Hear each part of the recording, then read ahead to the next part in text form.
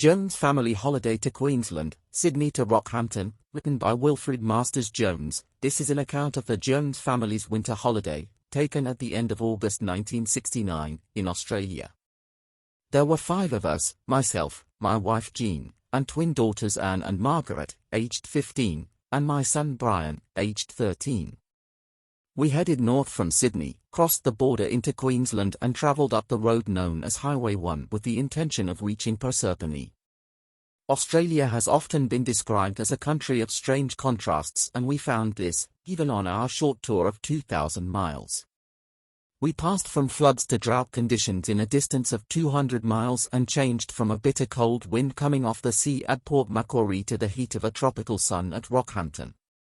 We passed through Buderim, a land flowing with milk and honey, to a drought-stricken area of dead trees, scorched grass and dried-up creeks, where the cattle were being moved south in an effort to save them from starvation. We found a contrast in accommodation too. One night we slept in a beautiful glass fiber caravan, and on another occasion in a single-decker bus, about 30 years old, which had been converted by a very amateur carpenter. Knowing that we would find bad roads, I had new rear springs fitted to the Rover and carried quite a few spares. We had 2 tents on the roof and carried complete cooking equipment. I removed the windscreen washer bottle from the side of the engine and made a wire basket to carry a kettle, 3 saucepans, a meth stove and 5 enamel plates, which all fitted between the exhaust manifold and the wing. It looked odd, but it made quite a talking point whenever I lifted the bonnet to take on oil at a garage. I also removed the armrest from the front seat to make space for a first aid kit and my wife's handbag. The car alone weighted 30 hundredweight, and when fully loaded it must have been well in the region of 2 tons. I think some of our Aussie friends thought that they would never see us again, because we had warnings about staying with the car if we broke down and not trying to get help. I know there are some regions in the north where the police refuse permission to proceed any further unless one has a Land Rover. There must be thousands of these go-anywhere vehicles in Australia, giving good service in rough country. Well, we started our safari at 6 a.m. on a Saturday morning. Rain was falling, but we hoped that as we proceeded north up the Pacific Highway the weather would improve, and so it did, after 2 days of torrential rain which at times slowed us down to 15 miles per hour. Some roads were flooded, but fortunately not enough to hold us up. At a Sullivan's Gap we passed through our first rainforest, and it was so heavily wooded that we had to put our headlights on. We slept in motels or caravans, as camping was out of the question, and spent our first night at Port Macquarie. We found a motel on top of the cliffs and took a family suite. I thought any port in a storm. The rain was coming off the sea, and just running from the car to our quarters got us wet through. We left Port Macquarie the next morning after the proprietor had given us a large sheet of plastic to put over all our belongings on the roof rack. Our canvas sheet was no match for tropical downpours. On the second day we came to a place called the Banana Bowl, acres of banana plantations growing on steep slopes. This area is supposed to have the most equable climate in Australia. Average winter temperature 67 degrees Fahrenheit and in the summer 80 degrees Fahrenheit. Each banana plant produces a bunch of about 300 fruits every 18 months. The plant is then cut down and a new one grows out from the base. A good bunch can weigh from 70 to 100 pounds. Growers use colored plastic bags to help ripen the fruit, and this makes a strange sight when seen from a distance. The bags are a light blue color, and it appears to every traveler passing by that they are growing balloons on the trees. On approaching Grafton we had a drive-through flood 6 inches deep and progressed very slowly in bottom gear. I called at the NIMA office to find out if there were floods ahead. We wanted to turn back after 400 miles. Whilst waiting for them to phone, I bought a canvas tarpaulin and some rope at a government surplus store, and we lashed everything down on the roof, guessing that wind would be our next hazard. We were too early in the season to see the famous jacaranda avenues in bloom, so we bought a picture postcard instead. We crossed the Clarence River, which was in flood and looked like the Mississippi. At Tweed Heads we had just erected our 2 tents when a hurricane arrived, blowing off the sea, bringing most of the sea with it. We found under these conditions the tents were not waterproof, and so it was necessary to pack up in double quick time and bundle everything in the car. Jean tried to find accommodation for us in the town, but everybody had gone to Earth, and so we had to sleep in the car, all 5 of us. The third day brought us to a stretch of beach known as the Gold Coast, and Surfers' Paradise, a brash holiday resort very much akin to the French Riviera with concrete hotels, neon signs, and various devices for extracting the visitors' money. We passed on. The following day we came to Glass House Mountains but could only see the base of 2 of them, because of the low rain clouds. We had no idea how spectacular they were until we saw them on the return journey. On the 5th day the weather improved, and we found ourselves in sugarcane and had never seen pineapples growing before. They are cultivated on slopes facing the sun where there is good drainage. A detour then brought us to Buderim, a place we had read about in England and wanted to see because of its amazing fertility. The soil is unbelievably red, and produces strawberries, pineapples, and ginger of very fine quality. We spent an hour touring round a ginger factory, the only one in the southern hemisphere we were told. By the way, Buderim is the Aboriginal word for honeysuckle. We thought the place was rather aptly named. On our return to England, we found Mary Bud ginger could be bought in most of the better quality shops. On the 6th day we passed through more sugarcane plantations and noticed they were usually on floodplains alongside wide rivers. The cane factories run their own railways called trams, and the lines cross the roads with no gates or barriers of any sort. We came to a town called Gympie, where $170 worth of gold had been mined about 100 years ago. The few remaining homes were built up on stilts to get a flow of air underneath during the hot weather, at least that's what we were told, but I think it probably has something to do with snakes. It was about here that we were climbing a steep hill and came up behind a heavy lorry struggling up in bottom gear. The road was narrow, and I was wondering if there might be an opportunity to pass when I suddenly noticed the letters TNT painted on the back. Now in England it is the law that any vehicle carrying explosives must have the fact painted on the lorry, and TNT to me meant trinitrotoluene. If that lorry was loaded, I thought, there was enough explosives to flatten the whole of Parramatta, and if it was likely to go up, I preferred to be in a different part of Australia when it happened. So, I pulled off the road and let the mobile bomb get ahead for a few miles. It was some time afterwards that I discovered what TNT meant in Ausseland, and we all had a jolly good laugh. We were now 1,000 miles north of Sydney and the temperature was rising. The next town on Highway 1 was Childers, in the midst of sugarcane country, and we stopped for petrol and a picnic lunch. I got talking to a cane harvest contractor and was complaining about the heavy rain we came through earlier that week. He said, "Pity you haven't brought some with you, the last time it rained here was on Christmas Day." That was 9 months ago, so we had passed from floods to drought country within 200 miles. As someone said, it was so dry you had to be primed before you could spit. My children were very amused by our visit to Childers. It was exactly like one of those Texas ranch towns one sees in westerns, with swinging doors to the pubs, verandas over the shops, and a main street which was just about shooting distance wide. One could imagine 2 stockmen coming out of opposite pubs and whipping out their 6-shooters. The men wore wide-brimmed hats, and at midday the place was quiet as Tombstone in the film High Noon. The weather seemed to be set fair, so we decided to camp alongside a dried-up creek, on a space set aside for travelers called a rest area. This was provided with a fireplace, kindling wood, and toilets by the Department of Main Roads. There was a gas station near, the only sign of habitation we had seen for many miles. We pulled in at 4 p.m. and everybody had a job to do, as we had 2 tents to pitch, get a meal and wash up before 6 p.m. when darkness falls suddenly. We were running low on water and offered to buy some from a petrol station. They were using bore water, running a Lister engine to pump it up, and gave us 2 gallons. We carried a folding table with 4 seats, all combined, which was a great asset. I always think a meal on the ground is more of a picnic for the ants than the humans. I unloaded the roof rack while others prepared a meal and pumped up the beds. In less than an hour we were having our tea and supper combined. There were several brilliantly colored parakeets flying about in the tops of trees, and bullfrogs were complaining to each other concerning the shocking shortage of water. We turned in at 6 p.m., pretty tired, as we had done 260 miles that day, some of it on really rough roads. As it turned out, it was fortunate that we were tired, for we discovered that we had chosen a campsite within 50 yards of a creek bridge.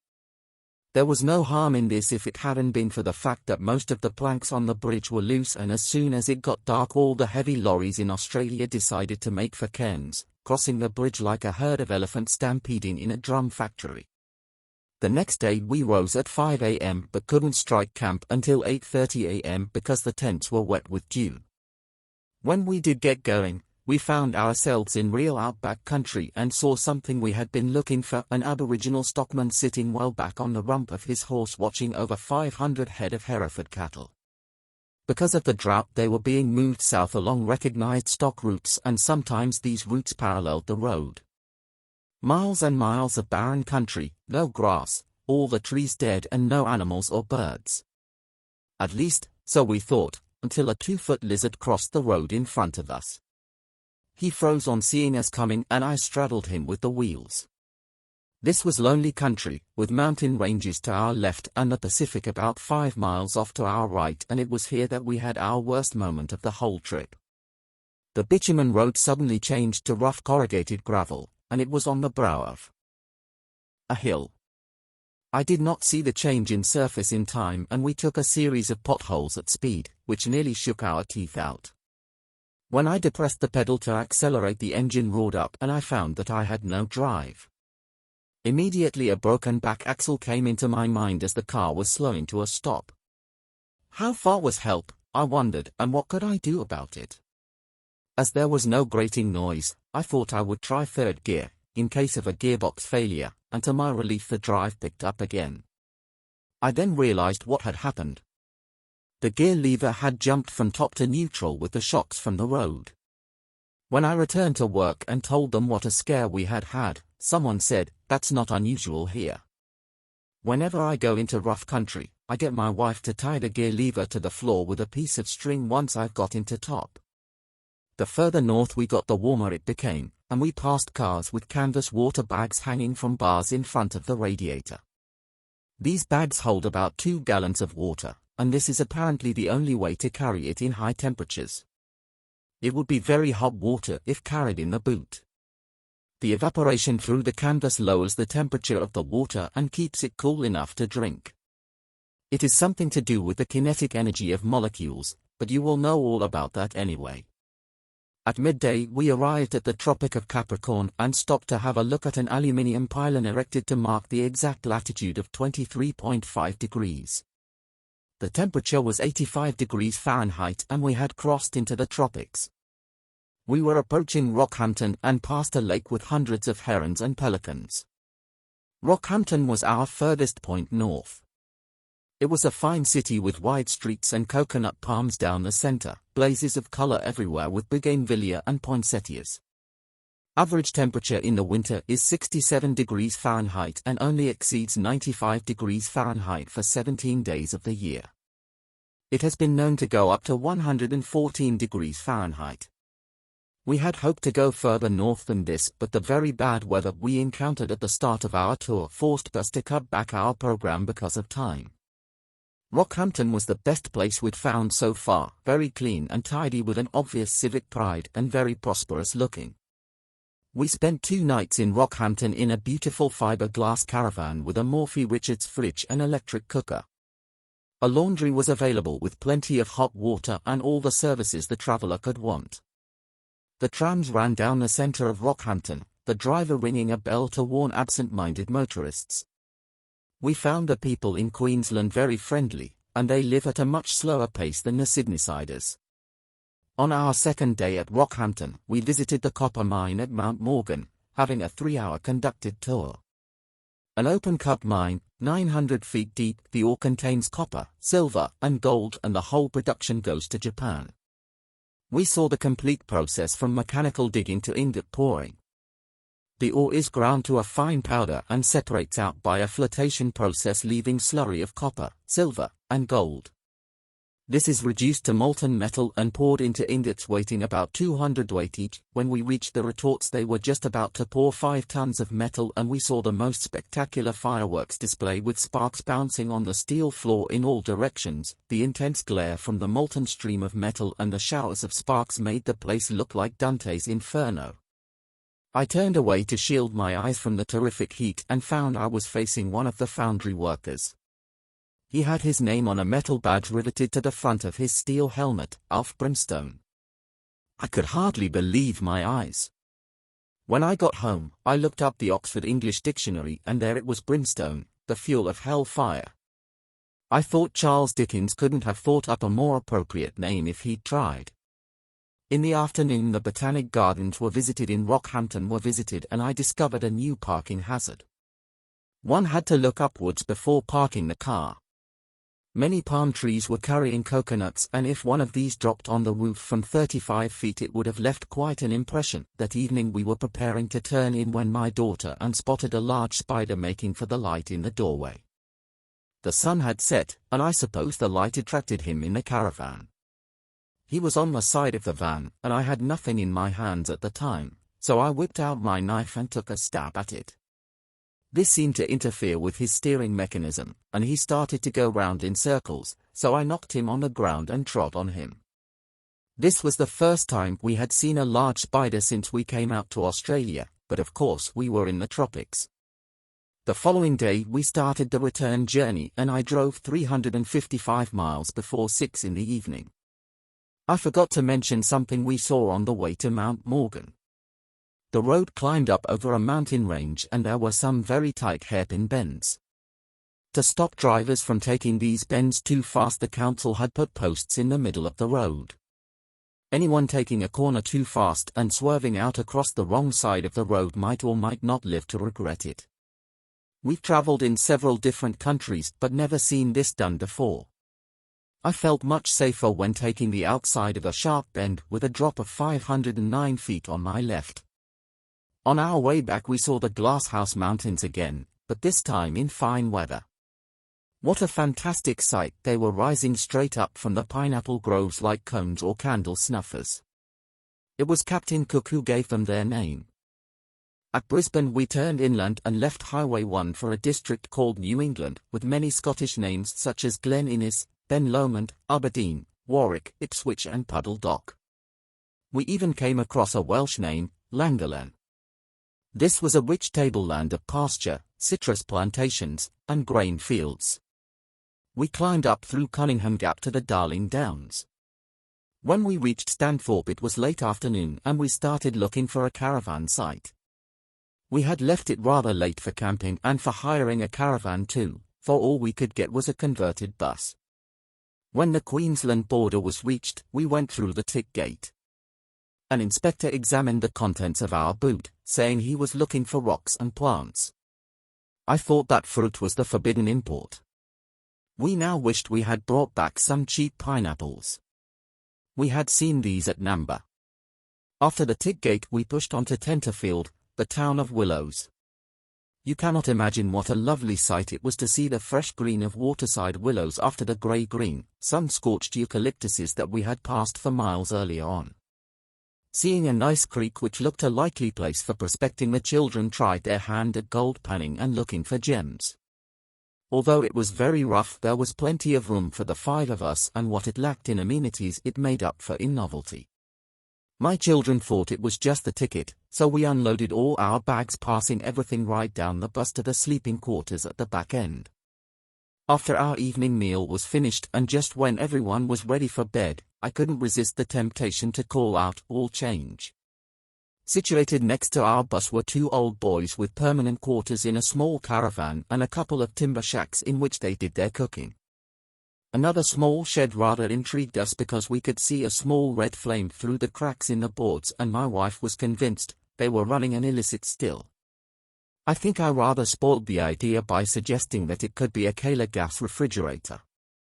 However, we were off early the next morning, so we will never know. As we were on high ground it was fairly cold at 6 in the morning, so our idea was to motor on for about 50 miles and then have our breakfast, which we did on a clearing between the road and the railway line. The table and chairs were all set up and the kettle was about to boil. We heard a noise like an empty rail truck coming. When it came into view, it was a rail trolley. 4 men were sitting on a flat truck with 4 wheels, facing each other in pairs, and working a lever backwards and forwards to propel the wheels. We supposed they were going to work, but it did seem a funny sight to us, and no doubt we appeared to be a surprise to them. It was some time before we got over the shock and waved to each other. We gave them some of our tin plates and they panned in the traditional way, scooping up sediment from the bed of the stream and gradually washing it away with a sideways motion. They said it would be nice if they could find enough gold to pay for the petrol we used on the holiday. I said, yes it would, but they didn't. Now I suppose everyone does the same as I do when touring a long way from home. One watches the dials on the dashboard and listens for the slightest noise which might spell trouble. I kept an eye on the water temperature gauge, as we weighed over 2 tons.